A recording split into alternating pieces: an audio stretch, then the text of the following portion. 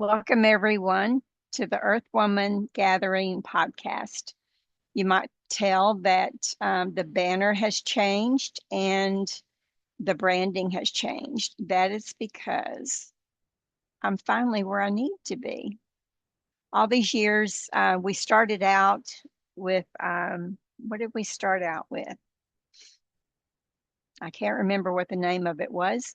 And then it was the Ascension Portal community gathering, and now we're where we need to be, EarthWombyn, because it describes everything that I do.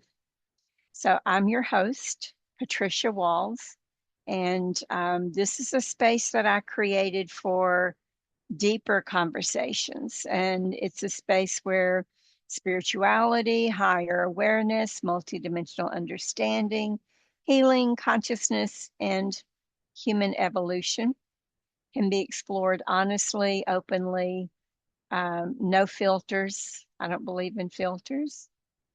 And so the podcast is here just for those who know that they know what they know and don't want to be told that they don't know what they know. So through these conversations, we explore topics such as consciousness expansion, energetic healing, light language, of course, spiritual awakening, multidimensional experiences, earth wisdom, of course, cosmic awareness, and the deeper mysteries of existence. And every once in a while, we might talk about science. We might talk about UFOs. We might talk about health and healing in the traditional sense. And so there's no limit. It's about sharing. It's about assisting you in remembering who you are and also helping you to get there, to throw off all of those programs and beliefs that have been holding you back. So wherever you're joining me from today, take a breath, release, settle in, and just allow yourself to be fully present for what resonates with you in this moment. Today's guest is Tina-Nomad.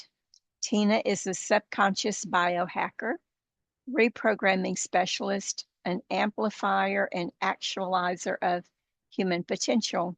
She draws on more than 15 years of experience and nearly 9,000 client sessions. She helps individuals overcome subconscious limitations and reconnect with who they truly are beneath the childhood conditioning and the trauma. Her work combines subconscious reprogramming and biohacking, which is something that she termed clinical hypnotherapy, NLP, inner mind sourcing, neuroscience, quantum physics, and consciousness exploration. She does all that to create rapid and lasting transformation. With an approximately 96% success rate between 1 and 6 sessions for most people and issues, and a 100% success rate with elite and professional athletes. Tina-Nomad helps people unlock greater levels of peace, fulfillment, performance, and human potential. So I'm going to bring her on. Thank you for your patience with this.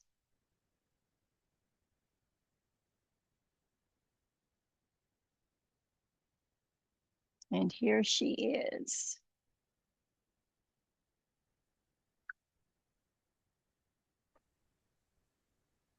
Patricia, good to see you again. It's been Hi, so Tina. It's it's been not a bad. long time, hasn't it? I know. Like 24 hours, maybe, something I, like that. not even that. We went pretty late last night.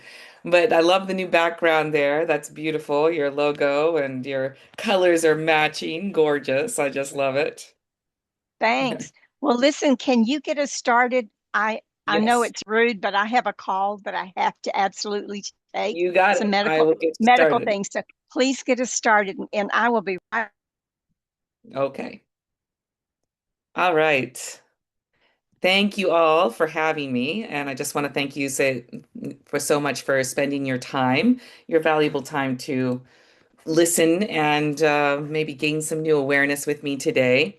Today is all about you and the powerful shifts you're about to make. And I'm genuinely excited to share with you what I'm sharing with you today because what we're talking about today completely transformed my life, my happiness, my business, my relationships, and ultimately how I experience myself on a daily basis. So many people stay stuck not because they don't want to change and not because they're not trying hard, but because they don't even know where the real block is coming from, nor how to go about changing it if they do. And that's why today is so important because we're not just talking about motivation or strategies or willpower. We're going underneath all of that right into the subconscious where real transformation begins. And for a group like this, I think it's especially important because many of you have already done more personal development and spiritual tools than most people do in an entire lifetime. So you've gone to the events, you've hired the coaches, you've learned to taken the classes, you've had the breakthroughs, you've gained awareness on many levels. Yet for many people, certain patterns still persist. The stress, the anxiety, overthinking, procrastination, self-sabotage, confidence issues, money patterns, relationship patterns, the feeling of knowing exactly what you should do and still not consistently doing it. So today we're going to talk about why this happens and more importantly, what to do about it. So I'll just let me see if I have the screen sharing capability here. And it looks like I might. Give me 1 second. And I will pull this up. Okay. 1 second. All right.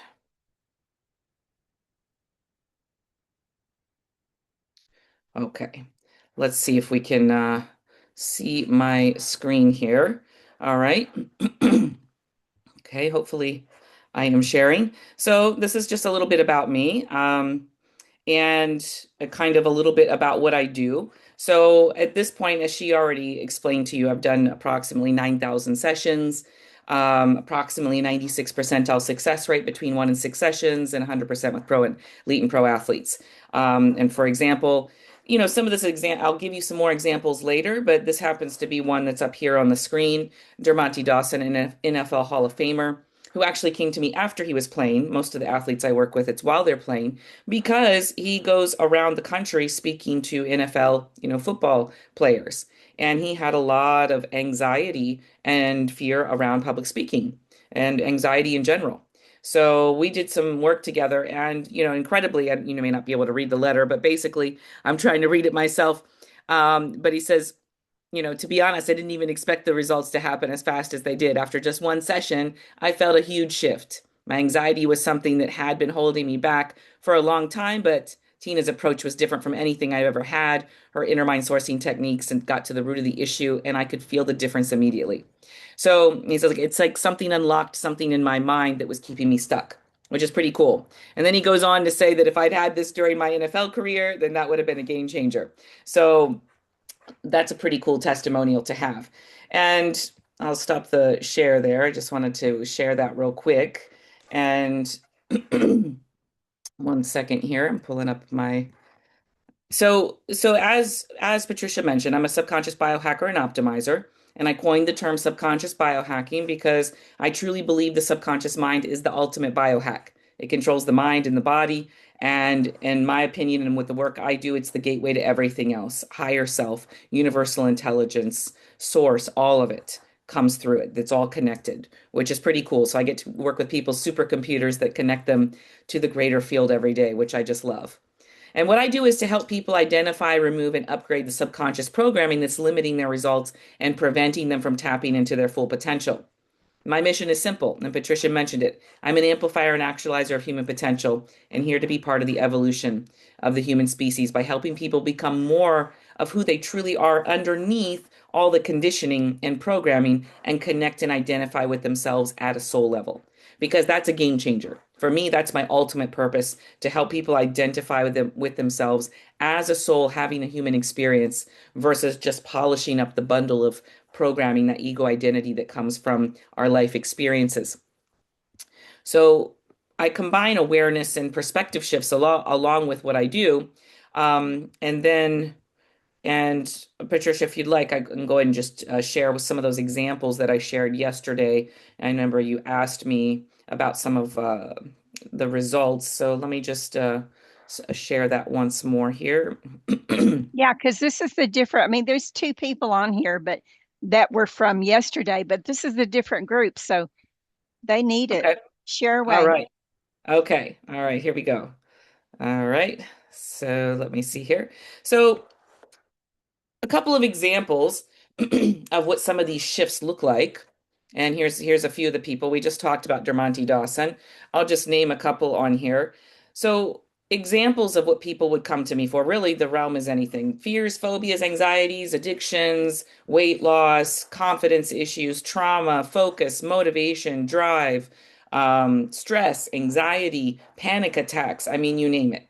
And the results I have are generally about between 1 and 6 sessions for most people in the general population, and then the elite and pro athletes just between 1 and 2 sessions. Couple of examples of some of these types of issues. We've got Samuel Oforti here. He is a professional footballer or soccer player for the Americans. And when he contacted me, he was playing for an Eastern European team professionally. And he was having problems with anger because the players there and the people in the actual community there would learn how to push his buttons by saying all kinds of really rude racial comments to him while he was playing. Call him all kinds of horrible things. Him, his mother, everything, just racist stuff. And he would just fly off the handle. And in a game like that, now you're getting yellow cards, you're getting thrown out of the game, and obviously it's impacting his level of play. So he came to me, we broke the associations, removed any limiting programming, and after 1 session, he came back and he says, "You know what? Everybody's still the same, but it's actually kind of funny now." He's like, "The comments are just funny. It's comical. It doesn't even affect me. It's like water off a duck's back."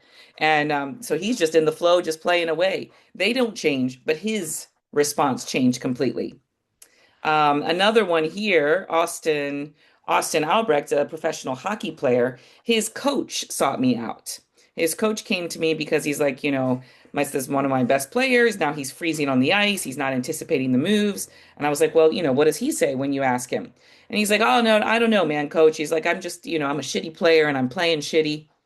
And so I said, "Well, tell me what's happened with Austin this past year." And he's like, "Well, he broke his hand while he was, while he was playing, and then he played with the broken hand, and he broke it again. Oh, and then he got a 100-mile-an-hour puck to the face and shattered all his facial bones." And I'm like, "Okay." So without even meeting the guy, I already know that his subconscious is screaming at him, danger, danger, get off the ice. Every time that he's on there, he's trying to override it with what he knows he can do. Because the mind perceives things like that, injuries and accidents and all of those kinds of things, as trauma. And once it's perceived as trauma, now it's trying to protect. So I talked to Austin and I found out that furthermore, his confidence was shot, not because of the injuries, but because he'd been traded around a bunch at COVID and he'd lost his confidence as a player. And when I talked to him, he saw only three future options for himself: that he was going to get benched, that he was going to get traded down, or he was done. That was it. That was what was his future look like. And so I did 1 session with him, a full on, reprogram session. By the end of the first session, he says, "I'm back, baby." And he just had this big smile on his face. And then he was in the middle of the playoffs. So we did one more quick little NLP type of session. And we hit the ground running. He only had like 40 minutes and kept looking at his clock through the whole thing. And we just did an NLP just to really align him on the neurological levels and hemispheres of his brain for his new identity as like a rock star player. He went out and scored three goals in that game, just blew it away. His dad was congratulating him and being his old self again. But much to the coach's chagrin, he got traded up. And so he left the team anyways. But yeah, not the way the coach would have. And I'll get to the other one later, but I just wanted to share there a couple of those examples there. And well, let me see where I was kind of going with that. My notes here. Okay. So the reason I do what I do is, and after working with all these different kinds of modalities, I want to do something that works consistently with all kinds of people. And I know a lot of people prefer to like, I just want to work with spiritual people, or I just, whatever it is. For me, I'm highly, highly, highly focused on results. That's what does it for me. So if my techniques are not giving replicable results for the majority of all people, spiritual people, non-spiritual people, professional athletes, entrepreneurs, the stay-at-home mom, the students, people with lots of awareness, people with no awareness, the common denominator in all those people is that it's the subconscious. They've all got a subconscious. Everyone's got one. And then, of course, as we just talked about, it's also the gateway to all those other realms, parallel realities and quantum fields and universal intelligence and all of those things. But even if they're not spiritual, they know they can admit that they have a subconscious, so it works just fine. So let's just talk for a moment about why people stay stuck and the negative habits, emotional reactions, self-sabotage, overthinking, anxiety, recurring patterns that just keep happening. And for many people, it's not that they lack desire or intelligence or that they're not trying. It's because their subconscious has already been programmed. Research suggests that approximately 95% of our daily thoughts, feelings, actions, habits, responses are all subconscious. And so just think about that for a moment. 95%. That's the subconscious, the programming influences. It influences how much money you believe you deserve, how confident you feel, how safe success feels, how safe failure or comfort zone feels, how worthy you feel, how much stress you experience, how you perform under pressure, how you show up in relationships, what opportunities you pursue or avoid, whether you procrastinate or self-sabotage, whether you trust yourself, and whether you step into your full potential. Because it's actually impossible to step into your full potential if you have limiting old programming that's incongruent with that full potential. And most importantly, in my opinion, whether you fully accept and appreciate and love yourself in every single moment, especially the ones where you just mess it up really bad. Most people are trying to change those outcomes though without ever changing the programming creating them, which is always a band-aid approach. To change the results, the underlying programming must be changed. And so I'll just give you a brief little bit of background about how that happens. So for some of you, you may already know, but the subconscious, I compare it to kind of like a computer. And this, like any computer, it has to be programmed. And so your computer, everyone's computer, gets programmed by default between the ages of 0 and 11. They're taking in anything from the environment, from authority figures, parents, teachers, peer groups, maybe something in high intensity on TV, repetition, and the belief system goes in. What I believe about myself, whether I'm stupid or good enough or not good enough, or, people are this, men are this, women are this, different cultures are this. All of these belief systems come in without the child even thinking about it. And then they run on that belief system for the rest of their lives. Though, as an adult, you can get new programming automatically, but usually through traumatic experiences. High emotion and traumatic events will instill new programming. So, because most people don't understand that this is a reprogrammable piece of technology, like any other piece of technology, everyone's walking around on whatever happened to them, not even a bad childhood, but however they perceived what was going on around them as a child and the labels they attached to that between the ages of 0 and 11 and traumatic events. That's what their entire operating system is. That means their beliefs are coming from there, which means their thoughts, their feelings, their actions, their responses, and their results all come from just that limited programming, which I kind of compare it to like a poorly functioning robot that's, just completely not optimized. But that just gives you a little bit of a background. So I just wanted to go into that, Patricia, while you were away, give everybody a little bit of background there. We're awake, we're listening. Um, so yeah, are you ready for a question?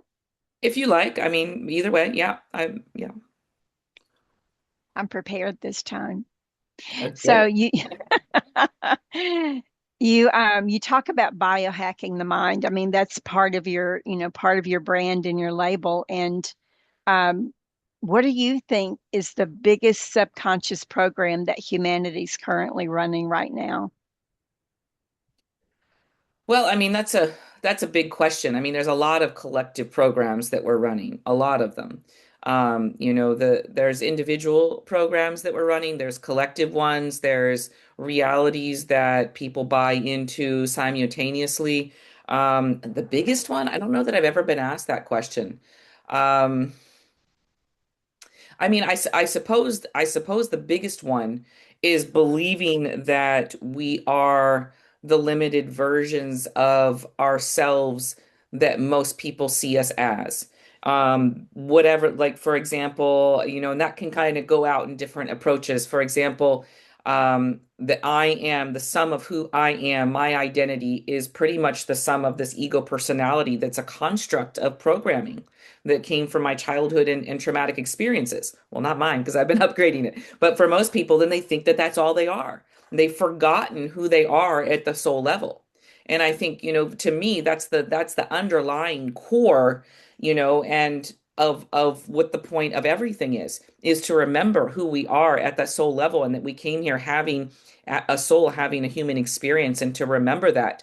And to remember that who we are as the human species right now is actually not even halfway actualized. We have not tapped into the minutest part of our capabilities, just even as a human species. A lot of people like, oh, well, I'd like to be another species or another whatever. I don't think you do. We haven't figured out what we're capable of as this human species because we've kind of got rooted into this physical form. But we have so many layers of that, so many that we're supposed to be tapping into, and we are going there. But I truly think the next stage of evolution really comes down to us remembering who we are at that core soul essence level, and that we're here having that experience. And once you do, something shifts, because you can't remember who you are as this powerful soul that's, love and peace and joy and, all of these characteristics. And it's so, so powerful. And then anxiety can't stand up under that. Depression can't stand up under that. Lack of confidence can't stand up under that. Not when you're identifying from that state, and not just a state, that identity. And so everything else collapses. And that's kind of, you know, I guess, I shared with you before about a year and a half ago. I've been on this journey for a few years now with the soul aspect as kind of a goal for myself, starting to recognize, first differentiating, I started to read Eckhart Tolle's the Awakening to Your Life's Purpose, and starting to really see the difference between the ego identity kind of construct that I'm talking about, that's programming, versus the soul essence, and starting to differentiate it from it. And I'm like, wow, I can see it. And I'd already had references and altered states and things of myself as, as other things than this human form. And so starting to really get a grasp on that. And then about a year and a half ago, I went to my mentor and I said, I have this idea. I said, what if, and usually when people come to me, or when I work in groups or with individuals, I'm working on specific issues. So maybe they come to me for anxiety or depression or whatever it is. I said, well, what if we treat the issue, instead of anxiety or depression or something, how about the issue is the disconnect with soul essence and human form? What if that's the issue? And we treat it like any other issue. We're breaking the old associations, pulling out the limiting programming that's disconnecting, removing the blinders from the eyes, and really treating that as a core issue. And because the techniques we use are just so, so successful. And he's like, well, you're kind of talking about waking people up. And I said, well, first off, now's the time to wake up. Now's the time of all times. Like, this is the most important time that there is on this planet, at least in our recorded history. And I said, second off, I mean, this isn't something you're going to do for, someone who comes to me for a phobia of flying, for example, but for the people who are ready, absolutely. And I said, I'm the guinea pig. Let's do this. And so that started a whole journey over the past year and a half of steadily working my subconscious and the higher self and, other realms, and just, working at removing, and a lot of it's belief systems. Belief systems, believing that we're limited beings, believing that we're not capable of physically regenerating, believing all of these things. These belief systems are rooted in us, genetically passed down through all time, that this is what all we're capable of. And so you have to really systematically go at that. But I will tell you, at this point, after doing all of that and everything else I was focused on, spending lots of time in nature at the same time, the shift is real. is actually real. And it's one of the most powerful things. And so now that's really kind of where I'm focused at. I don't know if I answered your question there, Patricia, but I may have gotten a little You, off track with it. oh yeah, yeah. No, we have so much in common. It's like squirrel. While you were talking, I was thinking about all the different countries and, not just countries, but cities. You said, cities within this country and this country. I was thinking about all the places that you've traveled. And I mean, outside of language and culture, isn't it just about all the same? I mean, we're all dealing with the same thing, no matter where we are on the planet or in the Yeah. multiverse. Yeah.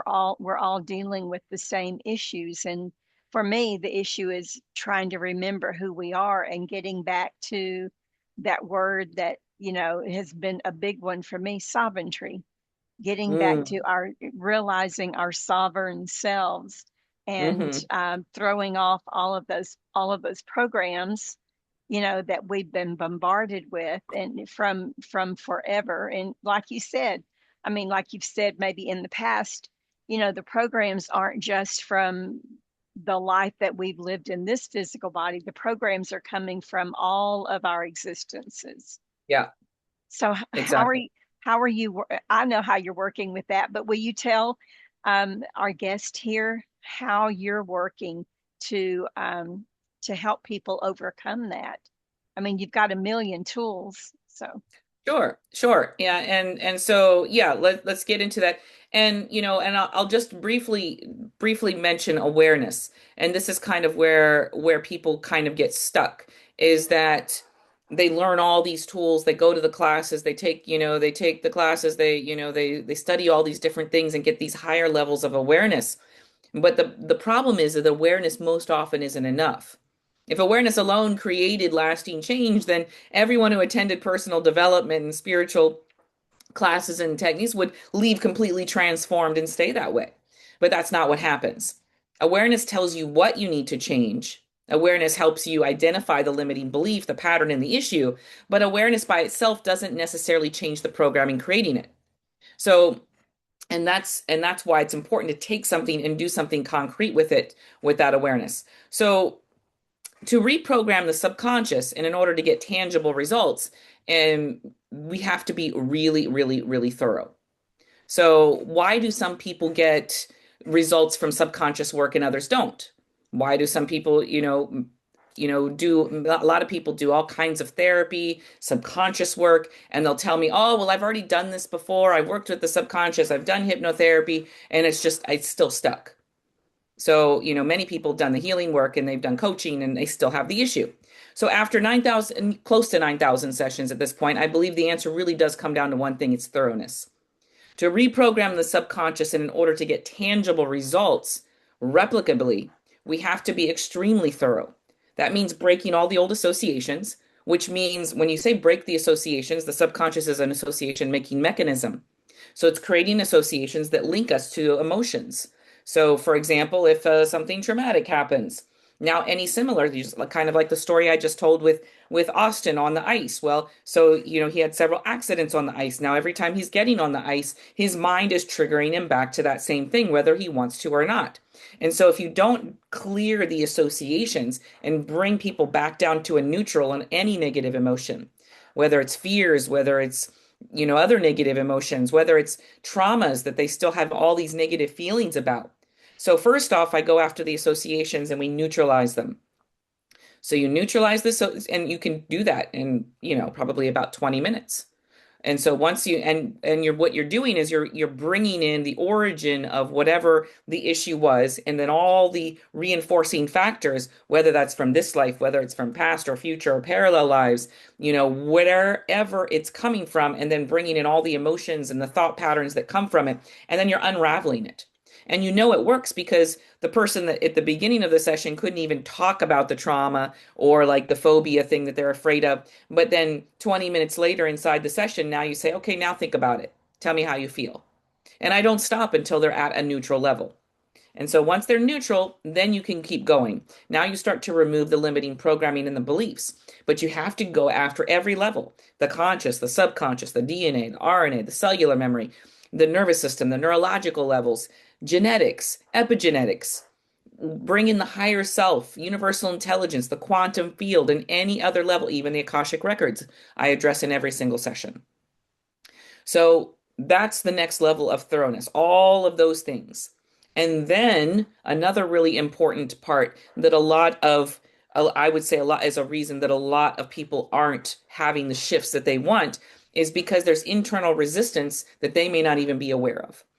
And so if that internal resistance is not cleared, then that's going to hold on to it for them. And so what happens is sometimes there's parts of us that get stunted in growth. And so, and they get stunted maybe as a 5-year old, and they start to take on a role. And they think by doing this and causing us to, like, have panic in public or whatever it is, that it's keeping us safe, it's keeping us on guard, whatever it is. But those parts, they're out of date. So you have to grow them up and bring them to the person's level of awareness in order to shift it. Because if they're still holding on and think they're still doing something positive for the person, then that issue will persist. And so only then, after doing all of those levels and more than I've mentioned, and then getting rid of all that and then checking repeatedly, can the person think about anything? Does the subconscious and the higher self agree that there's no of those limiting beliefs still existing? Now the reprogramming can start.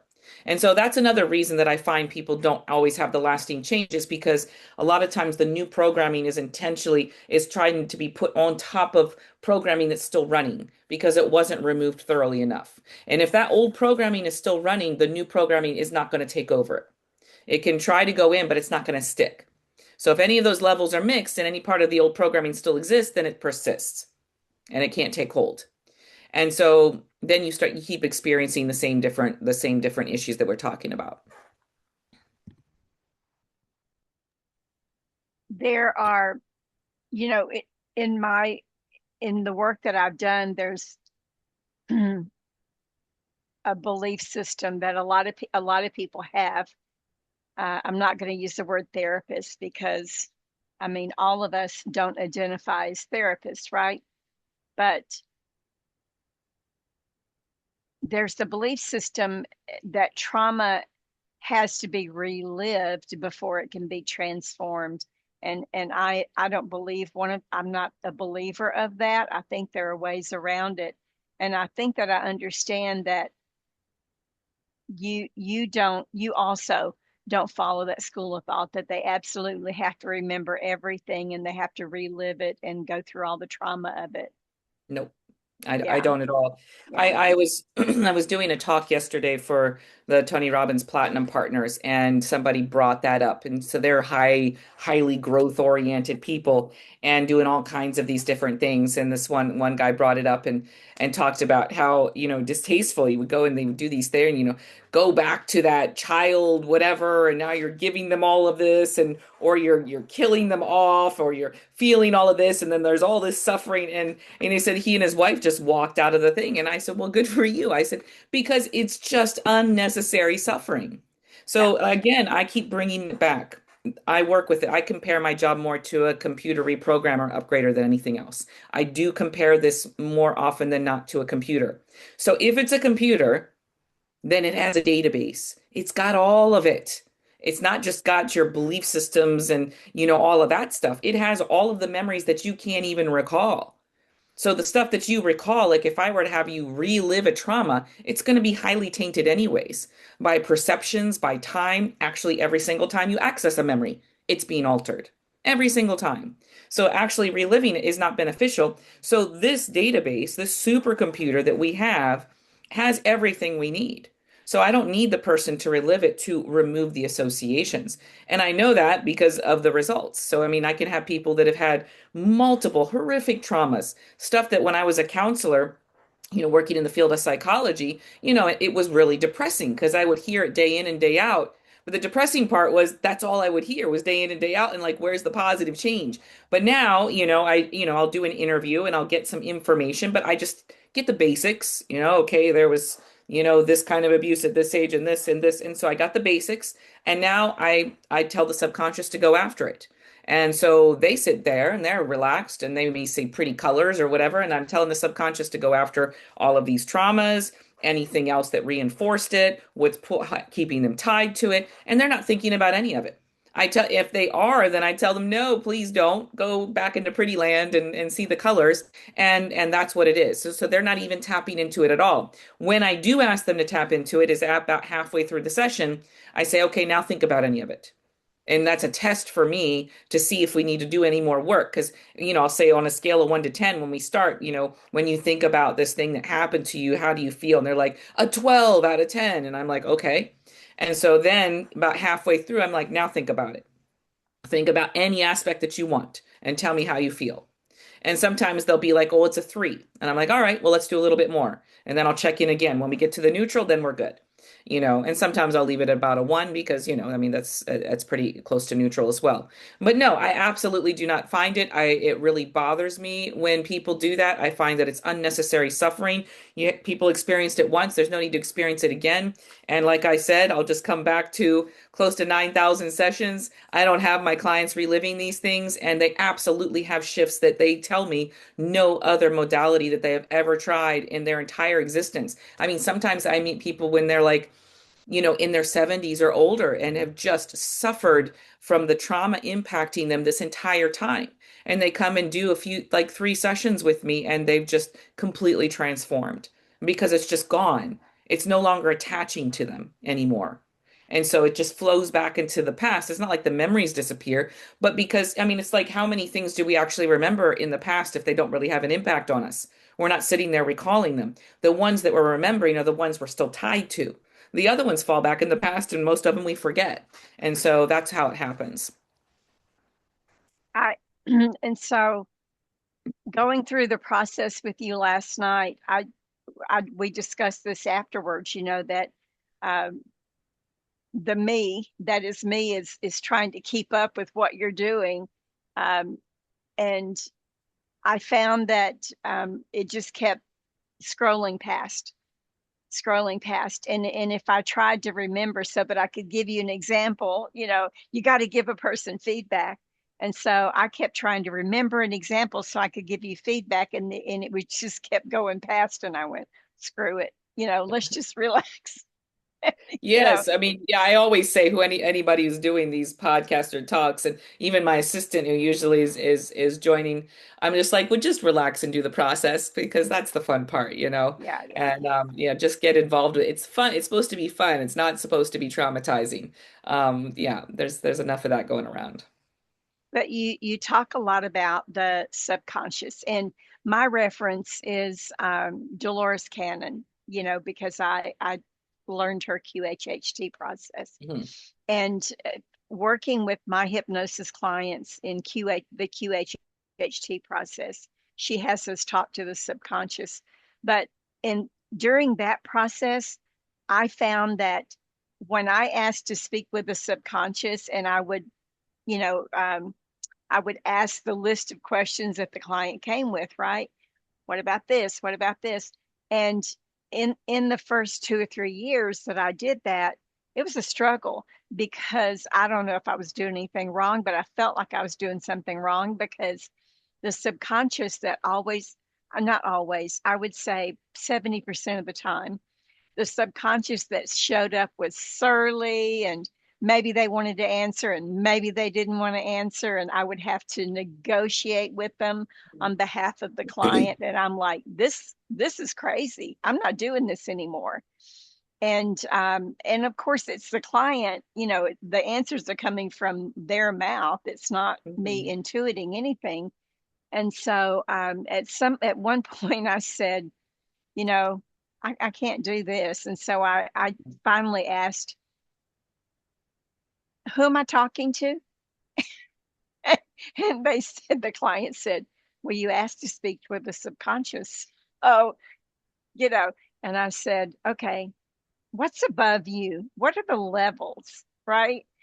And so it was so funny. It was one of those, let me talk to your supervisor kind of things. And so at the time, I'm sure it's changed now because consciousness has shifted, gone up a notch or two. But at the time, the answer was subconscious higher self. And I'm like, well, what's above higher self? And they said, source. And I said, okay, let me talk to her source. Let me talk to the source, right? And the level of answers that I got was completely different. Her voice even changed because I work primarily with women. So her voice even changed. Her voice got more calm, more Mhm. focused, more authoritative, even, Mhm. you know? So I know that sometimes the subconscious holds all of this information and it's sort of driving the bus, right? But, and I don't even know why I brought that up. But anyway, Well, I um, did a session recently, on my journey here with reconnecting with Soul Essence with Dolores Cannon's kind of right-hand person. I think you and I discussed that yeah, when we were yeah, chatting one time, and she created a kind of a newer version of that. And I wanted to see if that would, kind of help me tap into, what I was looking at identifying with my soul essence. And so it did actually, I mean, it's very different. I mean, the technique, first off, I mean, I work with the subconscious and the higher self quite a bit, on a daily basis. I've never had surly. I've never had ill, and so but also I find it to be more effective for change purposes, just giving it the directions with the person's approval and what they want. I think sometimes I do ask questions for them to answer, or the heart. Sometimes I go after the heart awareness. Sometimes as a subconscious curator and higher self, and I'm asking for some awareness the person needs in order to shift something. But that's only after we've done all the deprogramming stuff. I don't right. go after that first. But I've never had the experience. I mean, in the process we're doing today, I've never had people's subconsciouses be anything but really supportive of them. But that said, in that type of scenario, when I did that, it was a really cool experience because I for the first time I'd experienced various levels of soul at this point, but that was the first time that I think I really sunk into. I really became like an actual like frequency based massive like soul essence, and I could feel that. And I could feel all of these like strings like hanging off different, going into these different existences. And one of them is me right now. And here's another one over here. And I could glimpse it all. And it was the first time. And so I think it's valuable for some things. What I found was that, we do regressions sometimes if needed, we can do regressions. And so my mentor would have, easily been able to do the same technique. It's not anything removed from what we're already doing. I thought it was going to be a lot more specialized, but it was very cool because, I had this experience that I had with her was very, very impactful. And it gave me an awareness that I hadn't previously had coming in. And it really shifted a lot of things to come from that. And there was a very transformative experience. So yeah, I think when used appropriately in a way like that, where I was specifically looking for not removing or reprogramming or any of that. I was looking to actually experience myself at a different level. And so, and there I think is it's very beneficial. So, yeah. Yeah, I'm sure it depends on the on the circumstances, right? Hmm. And it was so funny because the one that stands out for me most was someone who had she had had her um, oh shoots. Anyway, she had had cervical cancer and she had had, certain things removed, and so she could her legs would swell, and she wanted to travel. She wanted to travel international, and she couldn't, Hmm. because her legs would swell sitting on the plane so long. Her limbs, she had her limbs removed. And Mm. so I was at, one of her questions was, will I be able to travel? The answer was yes, right? And so she wanted help with with the draining, draining all this fluid off her legs. And so one of her questions was, um, will I always have this problem with my legs swelling? Is there anything that you can do to help this? Right. And Hmm. this is the point where the subconscious said, we could. I mean, that was out of her mouth, right? We could. And I was like, okay. And I said, well, is there anything that you can do for her right now as she, while you've got her attention? And the answer was, yeah. I mean, out of her mouth, yeah. And I Yeah. said, well, how long will this take? Just the typical Dolores questions. How long will Hmm. this take? Can I go ahead and ask questions while you're working? Da da da da. And Hmm. the answer was, it could take up to 3 weeks. And I'm like, okay. So anyway, those were the kind of answers that I was getting. And Hmm. I know that there is also the aspect of ego, Hmm. the person's ego getting in Yeah. the way of the answers. But yeah, Yeah, that's just a that's little that's a background. Yeah. yeah, that's a thing with that type of thing if they're not really used to it, and how do you actually answer from that level versus, and so, but again, I find that this tool, whether we call it subconscious, whatever it is, this gateway, it works a lot better if, yes, there's times when there's really important awarenesses to get, but other way, it works really well if you give it very specific instructions, like getting in the driver's seat and actually saying, okay, now I'd like you to do this and this and this. So like for medical issues, and personally, I mean, that's why I call it, the ultimate biohack. It controls the body, it controls the mind, it controls, and it's the gateway to everything else. I was able to take myself off all daily medications with it. I took two kinds of acid reflux medication every day. I had migraines and hospitalized all the time. Medication for that every day. Spasms that I'd pass out from. I had all these different things, and by reprogramming, but we didn't just say, okay, go make this not happen anymore, or can you just fix it? It's like, okay, now go and take the original blueprint of perfect health in this human, and I want you to reset the body systems that are being affected in this way, or if there's some kind of injury or something, taking a previous injury that you've had maybe that wasn't so bad, and how you healed this, and now doing the same thing but doing it with this level in the ways that you can, and giving it very specific instructions, and then on top of that, adding in, after you've done those specific instructions, and then adding in the person's own imagination, as a continual reprogramming tool. Because, as I said, like it's like a computer, but it doesn't have a keyboard. And so the keyboard I consider to be the imagination. Imagination is the programming language of the subconscious. So what we imagine, it knows how to do it. And so, I had this client who got hit by a car crossing the street. And I think I shared this story with you.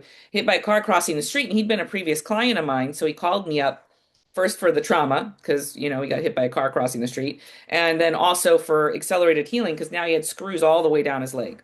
And, it was a pretty, all the way down from the top of his leg all the way down. And so I did a couple of sessions with him for the trauma and the accelerated healing and what I kind of just told you. And then we brought in the imagination component. And so he chose, I always thought they were dwarves, but I think I saw him recently and he said they were gnomes. And I'm like, garden gnomes, really? But anyway, so he had these gnomes in there repairing all the damage in his. I don't think maybe he understands the definition of gnomes. I don't. Anyways, he had gnomes in there, and the gnomes were repairing all the damage in his leg. And so I said, anytime you have a chance during the day, make sure that they're still working, because we'd already done the work with the subconscious and we already got it started. And that's how this stuff works really well. And then I said, if you get up to go to the bathroom in the middle of the night, make sure they're still working. Just keep this up. And so then he calls me a couple weeks later and he's like, the strangest thing happened. The other night I got up to go to the bathroom and I told him to get back to work. And he said they threw up their hands and like, but we're done. We could use some magic, but we're done. And he's like, that was a really confusing response because they'd never done that before. He said, but I had an imaging test 2 days later. So he went to the doctor to get more x-rays and stuff to check the healing on his leg, and they couldn't find any evidence of the fractures at all. It was completely healed. The doctor was blown away. The staff like, well, we haven't seen anything heal that fast. But that was after those little guys in his imagination But that's just the subconscious. Subconscious produces the imagination. And we Yeah. using the imagination is the language that it understands. It's the, when you talk about language, that's the language the conscious and the subconscious understand together. So you can actually use it as a keyboard to direct it. And once we get in the driver's seat and we start to direct our computer, so to speak, then the results are astronomical. And this is where I really think regeneration comes in. I think we're a regenerative species. And so that we're also focused on that. So my mentor and I, and I'm also the guinea pig on that. And I mean, I've had massive results since I've started the regeneration thing. For example, just 8 months ago, when I first moved here, I had a really hard time even seeing in dim light during the day. I was holding it up and I had to like bring in super bright lights or small print. I had to like pull out my phone to like I use a magnifying glass. Within less than 8 months, I could read at night in the dark. I didn't need to like bring out a magnifying glass, and that's all just working with the subconscious. And again, we have the original blueprint. So right now we're focused on moving back, resetting it to the original blueprint of DNA of a healthy 26-year-old. And so, and constantly doing that. And I'm constantly every night as I'm falling asleep, when I'm waking up in the morning, and making sure that it's happening throughout the day. And so, yeah, anyways, that's a little tangent on health. I think it's all fascinating what you're doing, which is why I invited you to talk with a different group tonight. Are you willing to, have we worn you out? Because you're in Ireland and it's like probably 2 a.m. there.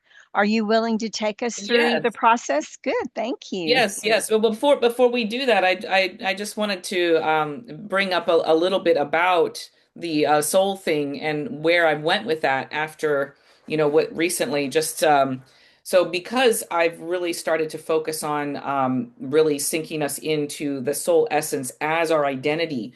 I had this idea just a couple of months ago to maybe start doing retreats and power spots in the world, and to do these retreats where there's already huge amplifying potential. And so, me and Claude spent a Saturday afternoon and looking at some of these places. And before you know it, I prepared my first of what's going to be a whole series of retreat called the Remembering. And that's your terminology there. And it was funny because that came up right before I met you. But it's all designed for that and using Mhm. these powerful spots. So we're doing the first one in Carnac, France, which I've never been to. I thought I'd been to all of these really powerful and cool places. It has hundreds and hundreds of standing stones. It's older than the pyramids. I mean, like, I'm blown away. You can electrically, like, test the different stones at different times of the day and they change frequency. I mean, just mind blowing. So, yeah, I'm super excited about that and starting to do this and to really, because up till now I've been working, with all populations and keeping it kind of clinical approach, but now going after it in this way, and then just bringing in a stellar speaking, not speaking, but people that are working with the participants every day for a week, a 34th generation Shaolin monk in Zen philosophy, and going to do the energy and chi inside the stones. And we've got the guy who wrote the book on the stones, and he's a druid, and his 16 albums, he speaks the old Breton language and plays the old instruments, and he's written all these books, and he's going to be there giving people an experiential. And then we have another Celtic musician from the other branch of the Celts coming in from Ireland, and then of course we have Patricia here is going to be bringing her zone of genius to it. I mean, I'm just blown away by who we have, and that the whole goal of the entire retreat is remembering who we are at a soul level, and then kind of coming at it from all these different angles, because really that's what it's about. Come at it from, and that's what I've done personally as well. You come at it from different angles and it just starts to shift and shift and shift. And so I'm super excited to be doing that with you, Patricia. I think the timing was nothing short of, I mean, I live now in a synchronistic life. That's what happens when you start operating from your soul level, is you start operating everything and every person. You start to realize there's a reason. Maybe it's for them, maybe it's for me, but everything is synchronistic, which is really, really powerful. But I'm Yeah, super excited. I'm so excited for it, and I'm so grateful that you included me in it. I can't Oh, wait to yes. receive, to I give, but know. also I to can't receive. wait. Yeah. Yeah, and if you want to share the link for it, if anybody wants to see it and take a look at it, we just got the landing page off actually just yesterday. So, yeah. But Okay. yes. I'd be happy to do that experience. So I'll just give a little preface to that introduction. So what I'm going to do today is just it's a short experience, about 20 minutes long. And what we're going to do is do kind of an introduction to the most powerful part of who you are, the subconscious. And also, like I said, the gateway in a tangible way that you can actually, excuse me, you can actually relate to. So we're going to create a place in your mind where you're aware of everything that's, everything. All of your experiences, your belief systems, everything's all going to be in one place. And so you're going to have that as a kind of library, whether it looks like a library or not, that's going to be however it shows up. And then, you're going to actually meet your subconscious, and we're going to teach you how to communicate with it and just start to get aware answers from the most powerful part of who you are. And so this is one of the most powerful things that I have, that I do with clients. It's also, by the way, the first session that I ever do with clients. So and for those of you, I think she put in a link in the chat. I just launched this week as well, my school community. And so I'll be providing a lot of this stuff and doing, more on this, but really being able to tap into and to communicate and be connected with the part of you that's responsible for 95% of your thoughts, feelings, actions, and responses, instead of just it's running in the background. Now you can communicate with it and start to create a relationship with it. Usually one of the most powerful things anybody ever does. And it's not only that. I mean, I've done it for people, for like I had a person with a phobia of flying after this one session be on a plane in 2 days. And so it's even though it's short, it's incredibly powerful. Now we just talked about imagination, so it's important to let the imagination run with this and do your best. Oh, I don't like the word try, but do your best to stay somewhat present, because this is about designing these things. And so if you were to do any future sessions with me or the group reprograms or anything, once you have all this set up, then you can just relax and you don't have to really be aware of anything. But this little setup is a bit imagination based, so just go with it. And again, if nothing shows up automatically for you, then go ahead and feel free to create it with your own imagination. It is your imagination. And when we're asking for any answers or insights from the subconscious, the best thing that you can do, what's the difference between a subconscious answer and a conscious answer? The best way to tell the difference is when we ask a question to your subconscious, go with the first thing that pops up. The first image, the first word, the first feeling, however that comes, and especially if you don't agree with it, just go with the first thing that pops up. If you're trying to choose the right answer or think about what the right answer is, now you're in the conscious.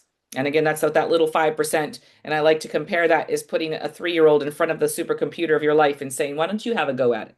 And so if you could have solved it with that part of it, you would have, right? So let the subconscious answer and just trust it. It takes a little bit of practice. So you feel free to redo this each time. It gets easier and easier. And then just kind of naturally let stuff pop up. And you're getting new awarenesses each time you do it. And then I'll do a little bit of, I'm not going to do the full, all of those levels and associations and, the genetics and epigenetics and everything that I do in a session, but we will do some belief removal and stuff around stress and anxiety and emotional overwhelm so that people can have a little bit of some positive results from that. So if everybody's good with that, then I would recommend getting yourselves comfortable. Not so that you're sitting up. Maybe you can lay down, you can recline, just be comfortable however you are for the remainder of this part. And, maybe turn off your phone, make sure no one's going to bother you, and just get really into that experience. And I'm just going to turn off my camera as well. Okay. All right. So everybody get yourself situated. That's perfect. All right. So just go ahead and take in a nice long deep breath in through your mouth and hold it for a moment. And on the exhale, let go of any surface tension as you close your eyes down. And just allow yourself to relax as you close your eyes. And imagine yourself floating along in the river of life. And this river is imbued with positive energy. And you're totally supported by that energy just flowing underneath and all around you now. You're just flowing along with the current, which is taking you deeper. Easily and naturally, you're being carried along by the river of life to a destination that takes you deeper within, where you get to enjoy the experience of peace and calm now. And a very interesting thing happens as you float along. Any distracting thoughts you may have just flow right out of your mind, right into the water, and they're carried away by the water. Any thoughts at all just fly right out of your mind and into the water where they're carried away so that you can just let go and be peaceful and calm now. And any tensions that you may have anywhere in your mind or body, they just flow right out of you too, right into that water, and they're carried away by the very same current that supports and sustains you. Those tensions or concerns are carried away by the power of the water and by the energy in the water as you just float along happily and peacefully now. And you may start to think of numbers now, starting with the number 10. You may even see the number 10 on a sign on the bank of the river as you float by. And as you float past it, that number's behind you, and you go deeper.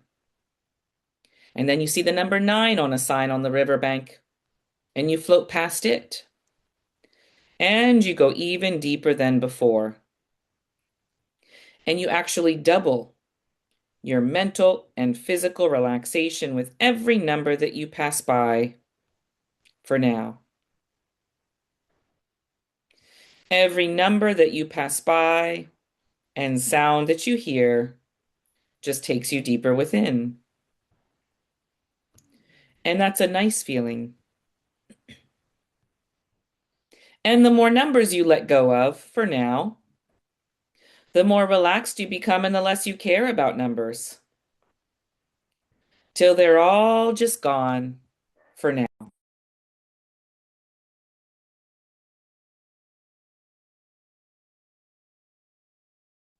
And you don't even have to let them all go one by one. That just happens automatically. As you let go of the first few numbers, letting them go and going deeper with each one. Till you're deep in trance now. And you really are deeper than you think. Maybe deeper than you've been before, and that's just fine. Because it's wonderful to be this deep in trance, knowing that you can always go deeper if you want to. And you can certainly come all the way back when you're done and you're ready. But for now, you just relax all the way into this peaceful state now.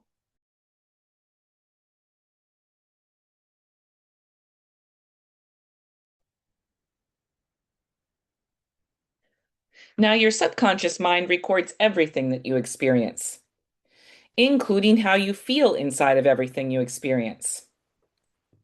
And then it organizes the records of those events according to categories like when things happened, how important an event was, what kinds of emotions you felt during an event, and how strong they were, and so on. The average person experiences roughly 400,000 conscious moments a year. So if you multiply that by the number of years that you've been alive, well, let's just say that's a lot of moments you've already experienced. So now imagine all of those moments as snapshots, or little short videos, or movies, or even written out as pages organized into books, where all the events are related to each other in some way. Now imagine how big of a library it would take to hold and organize all of that. How many shelves of books or reels of film or both would it take to document all the moments of your life? Now, that library would have to include all the funny moments and the scary ones, the happy as well as the disappointing moments, and the ones where you felt angry or sad or frustrated or bored, as well as all the moments that you were daydreaming, and ones where you felt excited or hopeful, and all the times you felt loved or loving, and all the other feelings too. Then there's all the memories of when you did things and learned things, and all the things that mean something to you or about you for whatever reasons they do. Even the events of things that you experienced before you had words to speak or really understand what was going on. Those events are all in your library too, including all the months that you spent in the womb building your body cell by cell. It's all there in the Library Museum of the Subconscious. And there's a whole section that's just dedicated to all the things that you believe. It contains what you believe about life and yourself and everything else you believe about everything else. And many of those beliefs are just old and out of date, just like things in a museum, which is why I call that section the Museum of Old Beliefs. And some of the beliefs that are there aren't even really yours. They were just handed down to you through your family, or through old books or TV, or by people who were authority figures in your life while you were growing up. So now that you're starting to understand how much is there, imagine how big this place must be. And just imagine the intelligence that it must take to record everything and keep all the memories and beliefs organized and sorted properly so that you know what you believe and remember all the things you've learned to do so well. It's an amazing intelligence that does all of that. Especially when you realize that the very same intelligence that does all of that also governs and directs every function of your body that you don't have to think about, like your digestion, immune system, and nervous system, your heart rate, blood pressure, and metabolism, and all the other things your body does every moment of the day. The intelligence of your subconscious does all of those things for you. And the primary function of your subconscious inner mind is your survival. What it cares about the most is your safety, survival, and well-being. And today you're going to meet that intelligence. So to do that, we're going to go deeper in your mind and down to your library, maybe down some steps or stairs or whatever unique way you have to get to your library. And at the bottom will be the door to your library. So you're going to have to take yourself there because the way to get there is unique for each person. And every step down takes you deeper than before. So just take a moment to go down to the door of your library.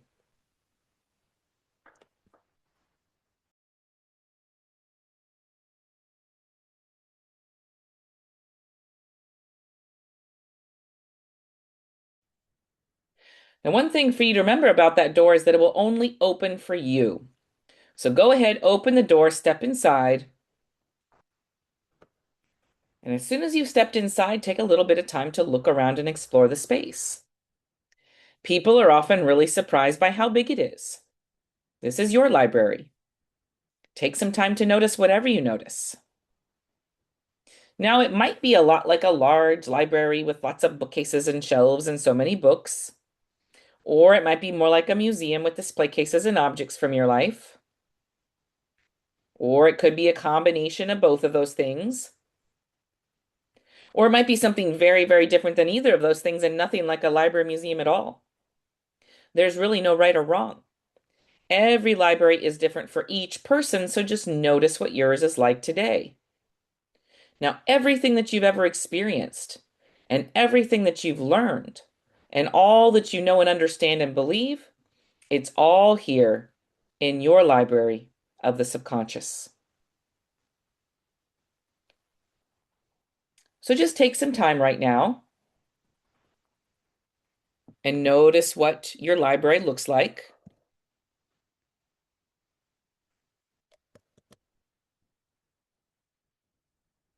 Notice if there's an organizational system that you're aware of. There might be, there might not. All you're doing is noticing right now. It doesn't matter if it's not the way that you would have expected or liked it to look. All you're doing is noticing because the cool part is all this gets improved upon anyways. Notice how it feels to you there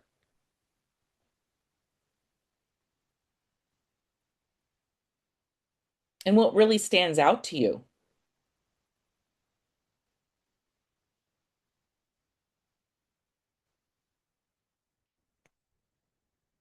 Notice what seems most interesting or important to you about how your library looks or feels.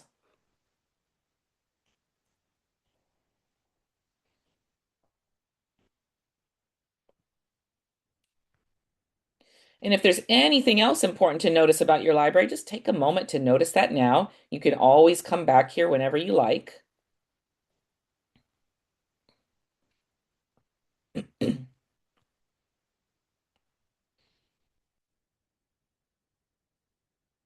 All right, now there's one more thing we need to add to your library, and it may seem a bit strange because we don't know yet what we're doing here.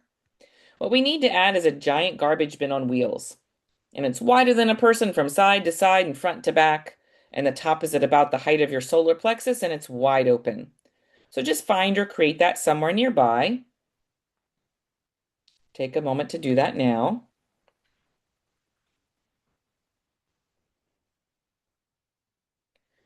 So now it's time to meet this amazing intelligence that I've been telling you about. The intelligence that runs all the systems of your body and who records all of your experiences and organizes your memories and beliefs so that you have access to all of those things. And you should also know that your subconscious curator has many possible ways that it may appear to you.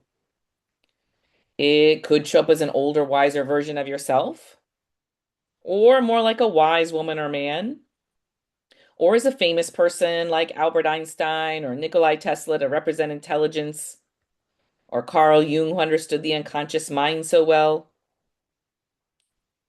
It could even show up as an angel or guide, or be more fanciful like a wizard, magician, or fantastical creature, animal, or something else entirely. Really, your subconscious curator can show up to you as anything which you might relate to. And it may be different each time you work with it, or different depending on what you're working on or what kind of assistance that you're asking for that day. So when you're ready, go ahead and ask your subconscious curator to meet you there in the library now. Ask it to arrive and trust that it will, and it does. So just take a moment to do that now.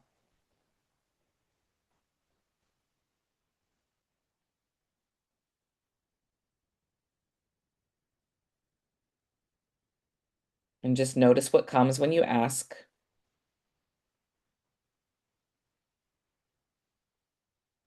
And notice what your curator looks like today.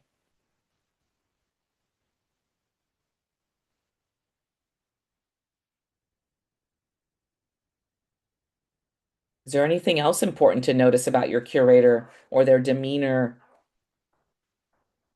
Are they really wise? Just take a moment to notice.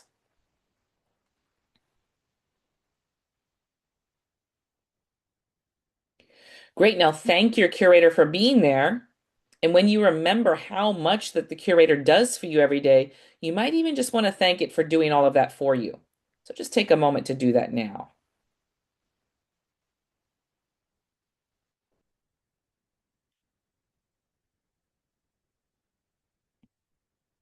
So now your subconscious curator is going to share some important insights or wisdom with you about any issues you might have with stress and anxiety and emotional overwhelm in your life. It could be something you need to realize or understand. Maybe something you could start doing on your own to make things better. Or something else that your curator wants you to realize about that issue. So just let your curator communicate with you in whatever way that it does or whatever way feels best, whether that's through images, words, feelings, or however that happens. Trust whatever you hear, see, or feel, and let yourself receive it with an open mind and heart now.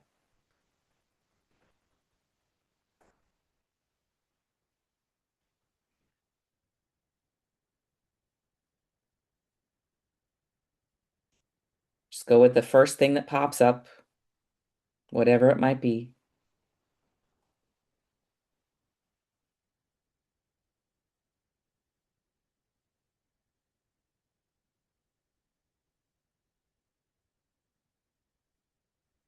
When you receive something, what does that mean to you? What's important about receiving that right now?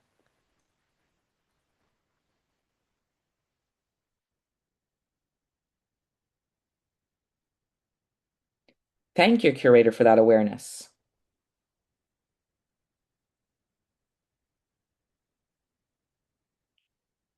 What else does your curator want you to realize or be aware of about that issue?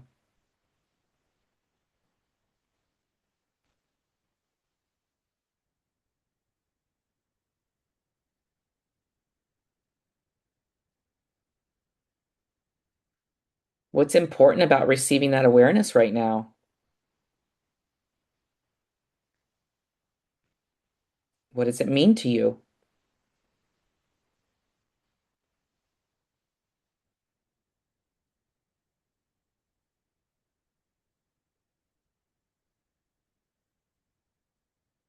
Thank your curator for that awareness.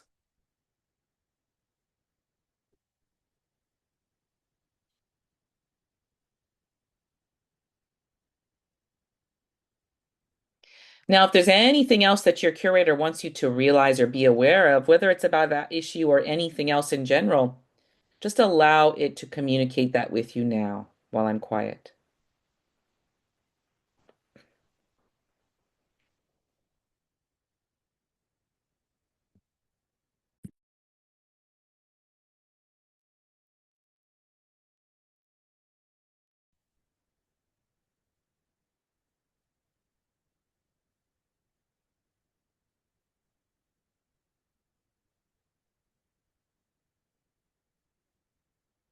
And what does receiving that awareness mean to you?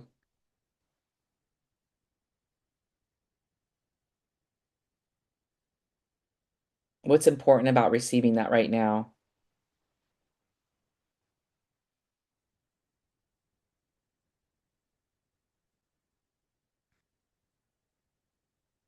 Thank your curator for that awareness.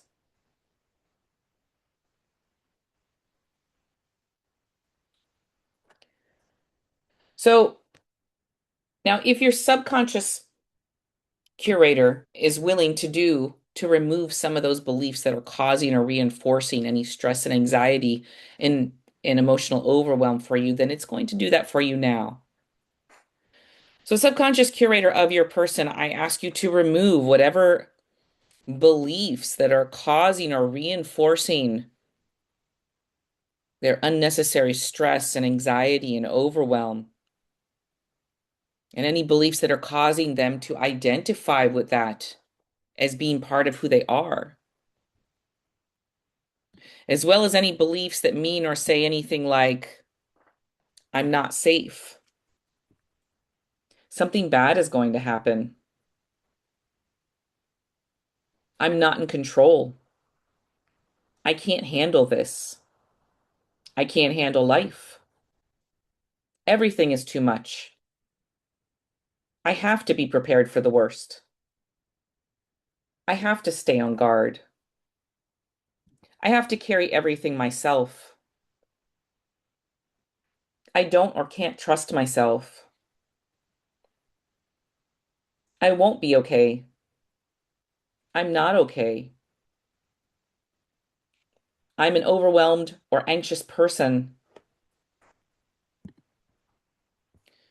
Subconscious curator, if your person has any of those beliefs or anything that are similar to them, I ask you to take all of those and the inner dialogue that created them and anything else that reinforces them, including all of the negative emotions, associations and triggers connected to them, take all of those things out of their Akashic record and DNA and RNA and cellular memories, out of the very moment where those things began, and all the other moments where they ever got reinforced. Take them out of their subconscious and conscious mind and DNA and RNA and cellular memory, out of their Akashic record, and out of the very moments where they began and all the other moments where they got reinforced in any way. Take them out of all relevant memories from anywhere in time and take out all of the negative expectations, reactions, responses, behaviors, and coping mechanisms that are based on those things and put all of that into the garbage bin now. Thank you. So there's nothing for any of you to do. You just allow your curator to do its perfect work. You may see it happening, be aware of it, or just be allowing it to happen. Any of the above is fine. So just allow that to happen while I'm quiet.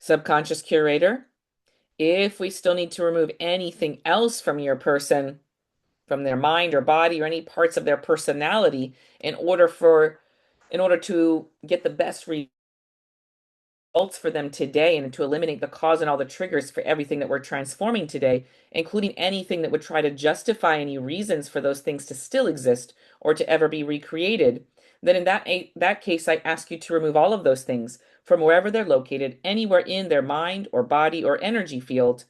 Take all of those things out of them as fully and completely as everything else you've removed and put all of that into the garbage bin now. Thank you.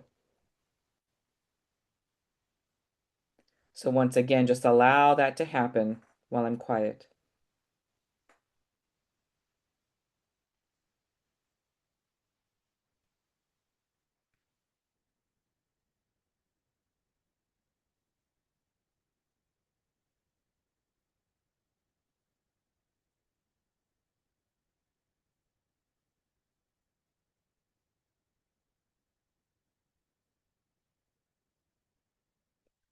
All right, now look at everything that the curator put into that garbage bin. And as you're looking at that, repeat after me. This is where all that stuff belongs. In the garbage. The only power those things ever had was the power they used to get from me.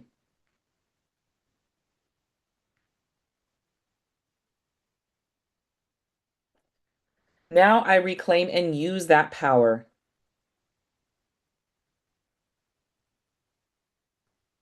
to get rid of that stuff once and for all.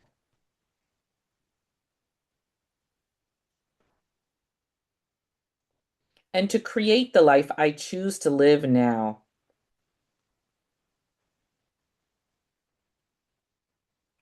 All right, so here's how we're going to do that. That garbage bin is sitting on a track that leads back to a big furnace that has a door with a window so you can see what's burning inside. So in a moment, you're going to give that garbage bin a big shove. You're going to send it to the furnace and watch it all burn in brilliant violet flame. So if you're ready to be done with all that negativity, then go ahead and send that garbage bin to the furnace. When it gets there, it goes in automatically, and you watch it all burn in that brilliant violet flame. And as everything burns, all of those negative thoughts and beliefs and negative expectations and energy and emotions are completely transformed and released by that flame. So all of those influences are completely gone from you. So just allow that to happen now.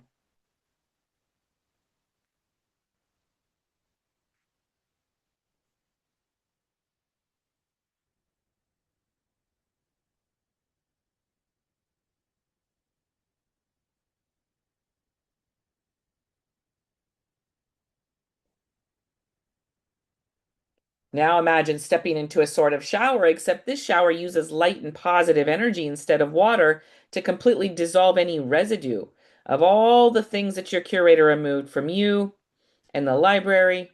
So just step inside that beam of light energy now, and it's shining down on you and inside you and all through your mind and body and library, totally dissolving any residue that may have been left inside. So just relax and let that happen now.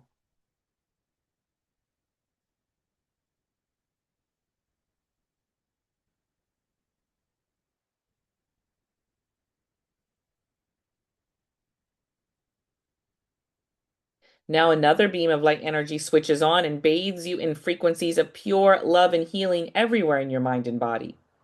And you can feel that love and healing working in every atom and cell of your mind and body now, just filling up all the spaces inside where those old ideas and feelings were kept before this session. Now those things are being replaced by these wonderful frequencies of love and healing everywhere in your mind and body. So just relax and let that happen now.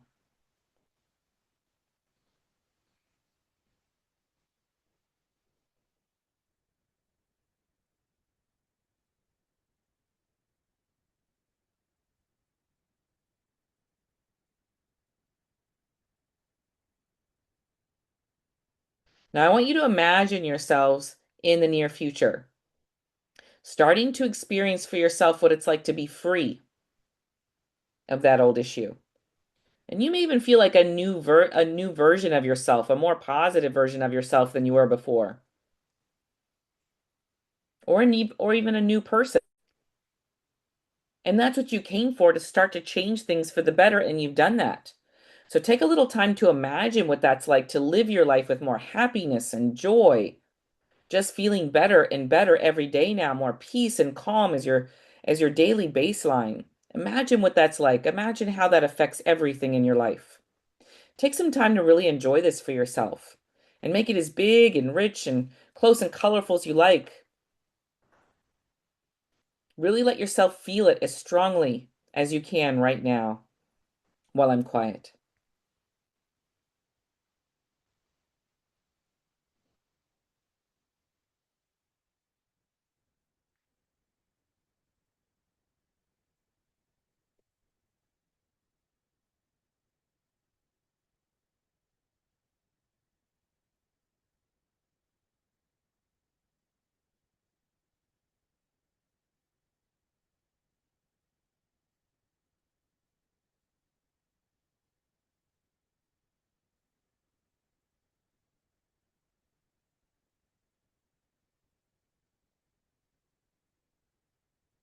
Now, if that was a positive future and it was more positive than what you've been experiencing lately, I want you to take a moment and connect to that future, connect your heart to that future, and notice how your future self is sending love and gratitude back to you, because they understand that the only reason that they're experiencing that future is because of what you're doing right now to make it happen. So take a moment to connect to that future and allow that future self, your transformed self, to connect back to you. Knowing all the while that according to quantum physics, the future that you select like this is yours. All you have to do to make it your reality is to choose it. And you've just done that. So if this is a much more positive version of you and your future than you've been experiencing, then I encourage you to every moment of every day, imagine as if you are this transformed version of yourself in every moment.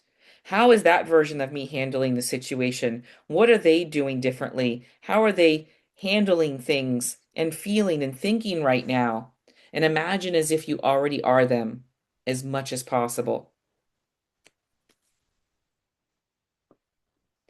And if that was a more positive future that you just imagined, congratulations, because that means there already was a positive shift and clearing at the subconscious level to even allow you to imagine things differently. So I want you to thank your subconscious curator for giving you that experience today and for helping you take that step in the right direction. And you can tell your curator you'll be coming back to improve your life in all kinds of ways. It may respond to that, maybe not, but just take a moment to do that now.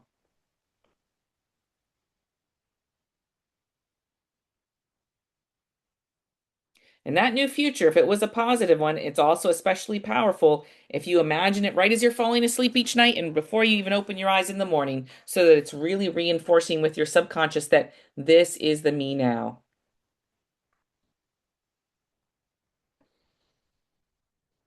All right.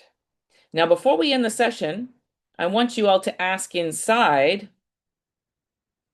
do all parts of me agree with what we've done today? Yes or no? And just notice the first answer that pops up when you ask that inside. If it's a yes, that's great. If it's no, then subconscious curator of your person, I ask you to work, and the higher self of that person can come in as well if necessary, and ask you to work with any young resisting parts of that person, putting them into a bubble of safety and acceptance and love and compassion. And while those resisting parts and those younger parts are put into that bubble of safety and compassion and love, I ask you to grow them up through their lives all the way up to their current age today. And as you're doing that, I ask you to give them the full awareness that what we're doing today is only beneficial for them. Please take the time you need to grow those parts up now and to give them that positive awareness. Thank you. So just allow that to happen now while I'm quiet.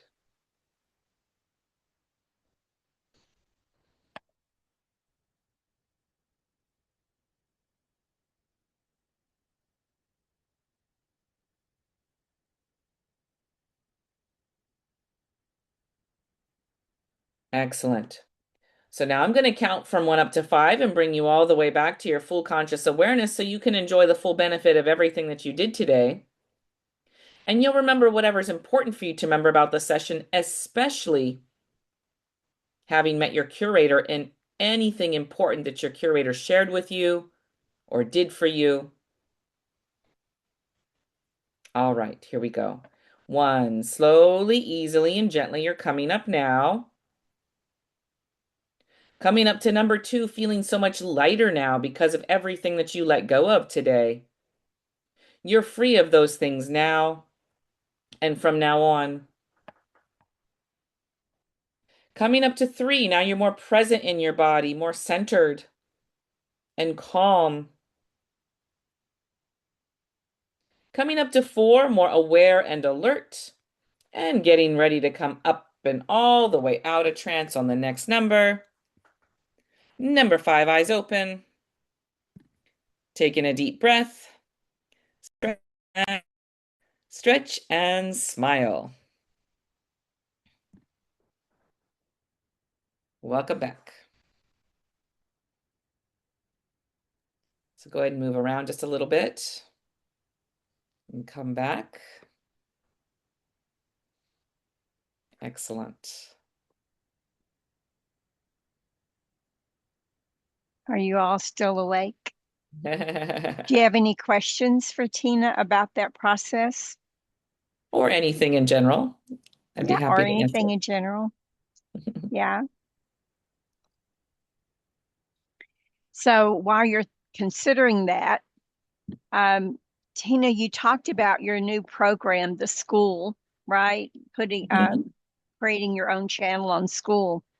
But in last night's episode, you talked about the different programs that you're offering. So do you want to cover that for just a Sure, minute? Because sure, it's sure. not just courses that people can take. It's Yeah, no, you're I don't, offering, yeah. yeah, I don't do courses, and I'll just bring it back around and something that I don't know if I focused on this. One thing I think it's important to know about me, and this is, I would say, differentiates me from a lot of people, is that I've devoted my life and my life's work and what I'm about to results, to getting the fastest and longest lasting results possible with people and studying every modality I can get my hands on that is consistently replicable with the widest range of people. So I can work with the spiritual, the non-spiritual, the aware, the unaware, and they're all getting these replicable results. And so the combination of things that I use does get the results. And so I do one-on-ones with people, but I also do group reprograms, I call them. I have reprograms for stress and anxiety and emotional empowerment, confidence and self-love to really get that unconditional self-acceptance and appreciation and love. Because really, I used to think I had self-love, unconditional self-love, but then I realized that I'm so focused on growth. I'm always so focused on growth that there's always another level. There's always something that can be improved upon, and I can always be improved upon. And so what I didn't realize is that I put myself in kind of a catch-22, that I wasn't accepting and appreciating who I was in the process of growing. And that was a game changer for me. And doing these sessions that I offer for other people and having them done to me changed all of that experience. Because now in every single situation, no matter how bad I F it up, that I'm still accepting and appreciating and loving myself in the moment as this imperfect human having this experience and learning and growing and always focused on improving, but I get to forgive myself instantly. And so that was a game changer. And that's a full 8 session reprogram. It's very powerful. Stress and anxiety, emotional empowerment is also 8 sessions. And these are the exact same ones that I would give to one-on-one clients. And the only difference is instead of being able to have the feedback, instead of giving the questionnaire, I do that in person. I give the questionnaire ahead of time so they write it down. They write their answers. So maybe we're targeting anxiety in a session, and I know all the most common things that people are dealing with, but they also get to put their own experiences and their traumas or their whatever and their limiting beliefs. And then I can direct their subconscious to go after whatever they thought about and wrote about. And it does. I mean, the results are astronomical. First time I ran the stress and anxiety and emotional empowerment within the second session, it already had saved one marriage. And, this guy who'd been depressed and negative for years and just couldn't leave the house. And, it literally saved their marriage. I mean, really powerful. I also have some 4 session ones, reprograms, focus, motivation, and drive, and then limitless wealth mindset reprogram to get rid of all those limiting ideas and beliefs around success and abundance and failure and all of that, and then to really get you aligned for your, kind of like a financial goal. So that's a really big one. And then, and those are the group reprograms. We do them live, but I also, when I do them recorded, when they're recorded after being live, I sell them for half price. I also have audio ones that are not as they're not, the video version, they're audio. And so they're a step down and cheaper in price, more inexpensive, more accessible, but they're very thorough. I wouldn't compare them into, guided meditation. These are actual reprogramming things as well. And there's stop smoking, there's confidence and self-love on that one. There's I'm trying to think of what else. I think there's anxiety on that. There's a number of them. They're all listed on School. And then there's a free version. You can come in and just join the community, share, and there's free materials. There's, self-hypnosis recordings, there's some other recordings, there's engaging things. There's even a really inexpensive one, just like for $44 a month, the membership, and you get one live, and there's all kinds of interactions. There's all kinds of materials that come with that. The whole mind tool set is included in that. And I also, because my mission is to have a global impact. So I have a kind of a sliding scale even on School, because I wanted to make it accessible for people that are in third world countries or just don't really have the resources. So there's more inexpensive ones, and then there's sponsor level ones so that people of all different levels, because yes, while I do work with the elite and pro athletes, and some people, pay me thousands and thousands, but my love work for what I do for everyone, it should be accessible to everyone. I really truly believe that evolutionary work and amplifying human potential, it should be accessible to everyone. So I've done my best to do that, and we just launched it this week. So a lot of these levels are just becoming uncovered, but the community is now open. And I would love to have you engage. Before I had it, on my own platforms, but I'd like to open it up so that people can, communicate with each other, interact with me as well. And yeah, I'm really excited about this. I think it's going to be great. It sounds really good, because most of the you and I talked that I had tried that platform before, but I understood it just to be courses. And so I'm happy to hear that you've taken that and you've expanded it into other offerings. So Yeah, and I yeah. would say like the reprograms, for example. It's each session is about 2 hours, but like the first 30, 40 minutes is really going over, people's, positive differences or reframing things and helping people step into, wait a second, you're still bringing that issue into the present. Let's use the past tense vocabulary with that. And, just bringing in a perspective switching so that people can shift into the changes a lot faster. And so I do that with you as we're going through it. And then we actually do the subconscious work, all the reprogramming stuff. And like I said, we work with the higher self and universal intelligence and all of that. So it's pretty cool. Yeah, I love the concept of, I'm going to call them minions, right? Gnomes for one guy. But yeah, I love There that were angels concept. for another one, little angels with golden needles. This woman that had a terrible car accident. One eye was out of the socket and they sent her home to die. They actually sent her home. There's like nothing we could do. You may as well just be at home and die. And so, she sought out the person that she could find. She imagined little tiny angels with golden needles in there, just like sewing everything back into place. Her vision came back, the eye went back in the socket. I mean, just yeah. So that imagination stuff is powerful. Yeah, Powerful. we're incredible beings if we just let ourselves be that, right? But it comes down to belief because if you don't have the belief, then that's really where manifestation, I think, for most people, you run into issues with it because people try to manifest and do things that their current level of programming or belief system is in contradiction to. And if everything is not aligned, then you can't just magically have things appear for you. Manifestation's a real thing. You've manifested everything in your life. You're powerful. We're all powerful manifestors. Everything in your life is an example of your level of manifestation, but it's also an example of your current level of programming, which directly relates to frequency. So Yeah. you upgrade the programming, you make it a lot more positive, you upgrade the frequency. Now you're able to step into imagining, healing, regeneration, manifestation, and it all goes in line. Mm. Wow. Well, thank you for coming back. Yes, you We're are going to do welcome. I this. know. We're going to do this again next week. Just kidding. Okay. Well, I love it. For me, it's all about awareness and getting people, and I'll just say this before we go. I want to thank everybody for it, for, participating and listening even after the fact. And, maybe some of you had an experience like this before, maybe not. Maybe you connected to your subconscious in a way you haven't, or, maybe some of you became aware of patterns that you didn't even realize were there. But regardless of what your experience was today, I hope you can see one thing. The subconscious is not theoretical. It is influencing every single day, whether you're aware of it or not. So if there's one thing I hope you take away from today is that you're not stuck because you're broken, you're not stuck because you're lazy or incapable. More often, you're simply operating from programming that can and should be upgraded. And that's exciting because if programming created the problem or in the pattern, reprogramming can change the pattern. So it's a very, very exciting thing. So if today's kind of, podcast and in this talk resonated with you at all, and join the school community. She also posted some of my website links for the direct links for the group reprograms. The pricing on there is probably for the live. Like I said, they're half price after the fact, so contact me.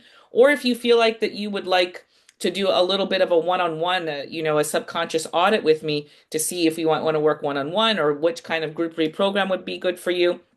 For this group, I'm going to offer, I'll just put, I'll grab the I'll grab the link for that and then I will, well, here, we'll show I've got screen, I'll share the screen really quick.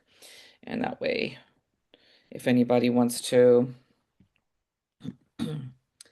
set that up,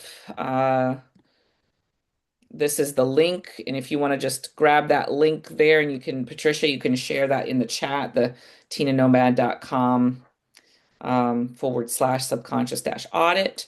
But if you scan that code and anybody watching after the fact, and I'll take you to my calendar and give you a complimentary subconscious audit and go over, what's maybe sticking and find out, maybe it would be a good idea to work together or what I might recommend going forward and just get some awareness around it. So, that's open for anybody who wants to. I hope you got that.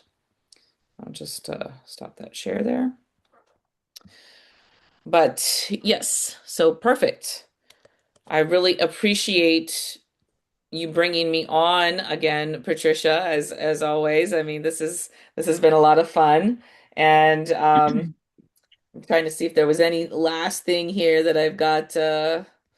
Yeah, if anybody wanted to share, they're welcome to. But whether we work together or not, of course, that's, if we talk together, I'd love to see you in the community. I'd love to hear about any awarenesses. And hopefully, this talk today brought a little bit of awareness for you and at least started to get you thinking about how and why you're maybe thinking and acting and feeling like you are. And that, okay, you probably tried a lot of things to shift it, but there is actually something tangible that can happen and that has pretty much replicable results. So it's my pleasure to share that with people because I just want to give that awareness and hope to people. Yeah, and I'd love to see some, all, or most of you at the retreat in France. It'll be my first time going to France. Oh, I And didn't know that. Oh, yeah, cool. yeah, I've been a lot of places, but never France. And you have, I mean, the retreat's not until October. Yep. So you have October time. 11, October 11, if you want to share the retreat link in there. I can't see it, but put I it in the did. Oh, Yeah, I cool. did. Hmm. So yeah, it's October 11 and it's in Breton. This is the old Celtic area of France and hundreds of standing stones. Literally like 2 to 3 minutes walk from our door, the villa. Literally Yeah. 2 to 3 minutes walk. We are in it and we're experiencing it, and it's all about remembering and waking up to who we are as the soul. I'll be bringing my talents every single day, what I do. Patricia will be bringing hers on a daily basis. This 34th generation Shaolin monk bringing us all of his genius and Zen philosophy, and then we've got this druid and author and musicians. We've got it all. It's going to be very, very unique. I am extremely excited. I've never done anything like this before, so I'd love to have people on this. What did you call it? The maiden voyage, or I don't, something Yeah, like yeah. that. And this is just the first in a series. And so I can't wait to see where you go next. I know, me either. So It's going to be Peru, by the way. I already chose. Peru, okay, all Yeah, right. Peru's the What next one. Thank you again, Tina, for being so generous. And thank you everybody for joining us. And Tina, thanks for staying up with us. And also, we've got a couple of people on here from Australia, New Zealand. Cool. Um, I don't know where else. I know Right. those two people. Two of my travel sisters are here. So, Nice. I love both Australia and New Zealand. I will say people always ask me, I've been to probably, I don't know if I mentioned this, I'm a nomad. I've lived in 10 countries, I've 11 states, I've been to 65 plus countries. And but yeah, no, I love Australia, but New Zealand is one of my favorites. So when people say, "What are your favorites?" I'm like, for natural environment, yeah, New Zealand is just New Zealand and Mongolia are pretty up there for natural. So yeah, and I love it. Oh, and the scuba diving in Australia. Ah, I loved it. Yeah. yeah, Mongolia is on my list. You have to go. It's Tibet land is without on my borders. list. Yeah, Yeah, yeah. South Tibet's amazing as well. Yeah. Yeah. So thank you everybody for joining me and Tina today on Earth Woman Gathering podcast. I'm absolutely sure that something that was shared with you today brought you understanding and awareness and expanded consciousness. So, if you want to know more about Tina and what she's doing, and if you want to work with her, I highly recommend it. Her links are there in the chat, of course. And when I post it on YouTube, I will post the chats to Tina. I mean, I'll post the links on Okay. YouTube. Yeah. And Cool. if you want to know more about me and what I do, it's not hard. If you Google Patricia Dancing Elk Walls, you will find me everywhere. I can't hide. And Earth Woman, and also Unlocking the Mysteries of Light Language and Hall of Records Official. You can connect with me through all kinds of different ways in social media. So please come back next week. Next Wednesday, we're going to have Shanna Tippett and and then we have lots of other people that are going to be on here, but please check the website earthwoman.com for the podcast and come back often and bring friends and refer people to Tina. I love you all. I'll see you next time. Good night, Tina. Good night. Thank you.